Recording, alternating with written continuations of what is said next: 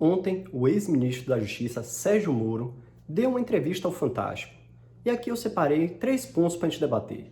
O primeiro é que ele fala que houve pressão sim para a liberação de munição de alto calibre com mais quantidade. Sim, é natural que houvesse uma pressão sobre isso. Afinal, o Jair Bolsonaro foi eleito com uma das bandeiras, o armamento. Ele é armamentista. É natural que o presidente coloque pressão em cima das ideias que ele quer, daquilo que ele defende. Isso é natural. Duvido que tenha havido algum presidente no mundo inteiro que não tenha botado pressão para as ideias que ele defendeu na eleição, para o que ele entende ser correto. Não estou aqui falando que o armamento é certo, que é errado, que deve dar mais munição ou não. Estou falando que ele defendeu a ideia dele. E isso é positivo para o presidente perante seus eleitores. Os eleitores do presidente exigem o liberalismo econômico, exigem o porte de arma, então eles exigem as ideias que o presidente defendeu. Então era natural o presidente colocar pressão. Natural, não vejo nada demais nisso. O segundo ponto é que ele fala que os ministros relacionam os ministros a papagaio de pirata. Aqui eu acho certo o ponto de vista dele. Ministro não tem que ser papagaio de pirata, baixar a cabeça e fazer tudo que o presidente manda. O presidente vai dar as ideias dele em relação àquele ponto, àquele tema, e o ministro tem que dar dele de modo técnico. Por isso que eu falo, ministro tem que ser técnico da área. Porque ele pode dar opinião técnica sobre aquilo. E informar o presidente se ele deve ou não ter aquela determinada atitude, promulgar aquela determinada lei, fazer algum veto. Sim, tem que ter um aspecto técnico. E ministro não é para ser papagaio de pirata. Não é para estar ali só como fantoche de presidente. De qualquer presidente que seja.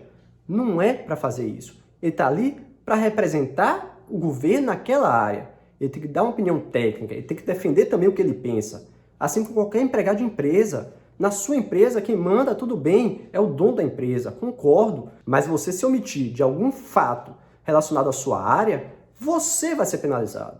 Quiçá vai ser demitido. Porque depois a responsabilidade vai cair sobre você, por ausência de informação, ausência de algum aviso. Então, o ministro tem que avisar, tem que defender o que ele pensa, fundamentar e mostrar ao presidente, para que o presidente tome a melhor decisão.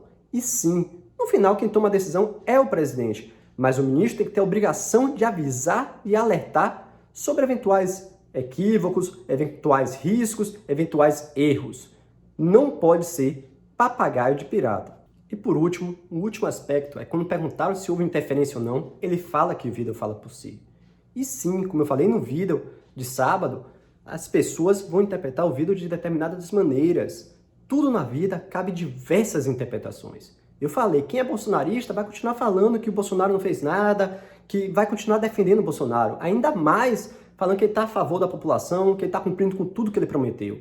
Quem é anti-Bolsonaro vai ter o mesmo discurso, vai continuar ainda mais anti-Bolsonaro, falando que ele quis intervir, que a segurança que ele está falando é a PF, que ele estava querendo defender os filhos das investigações da Polícia Federal. Então, cabe duas interpretações. Agora, a pior interpretação que o Bolsonaro poderia ter são de procuradores da PGR. Procuradores da PGR já falam que o vídeo, por si só, já está caracterizado o ato ilícito de advocacia administrativa. Mas o que é advocacia administrativa? A advocacia administrativa está prevista no artigo 321 do Código Penal e é quando um funcionário público, um agente público, se utiliza da máquina pública para interesse pessoal.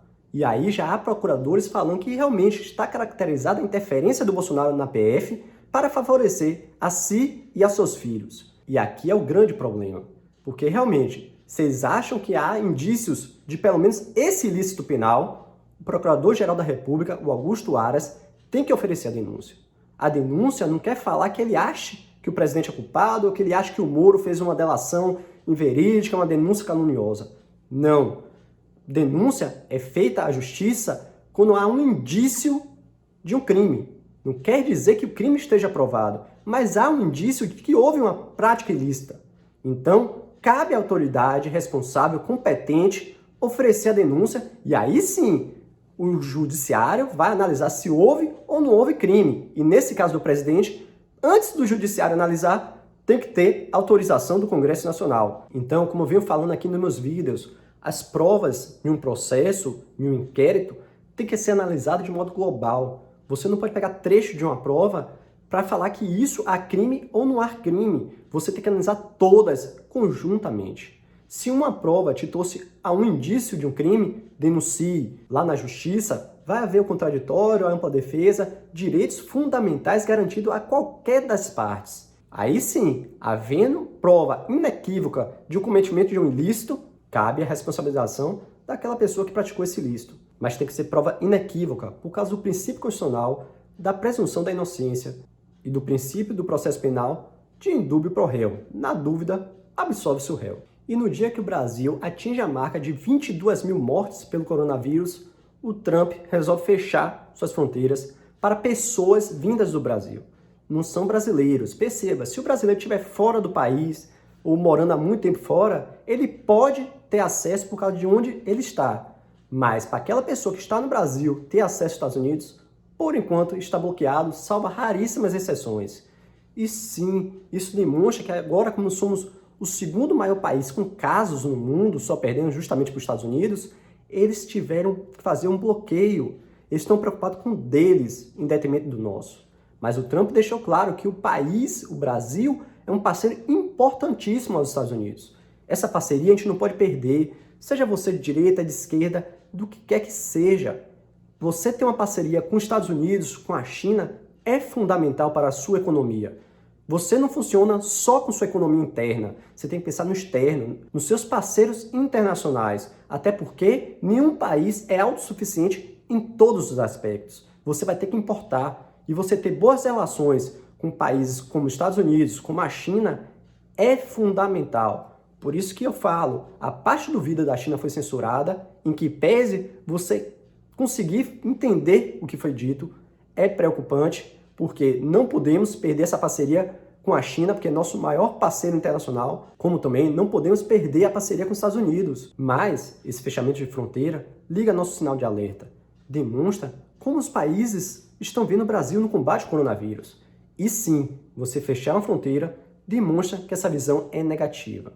Mas essa é só minha singela opinião. Para mais vídeos, se inscreve no canal. Aqui é vídeo todo dia. Se você gostou, deixe seu like, compartilhe esse vídeo, por favor. Ajude o nosso canal a crescer. E não se esqueça, assista esse vídeo aqui, esse vídeo aqui e até o próximo vídeo.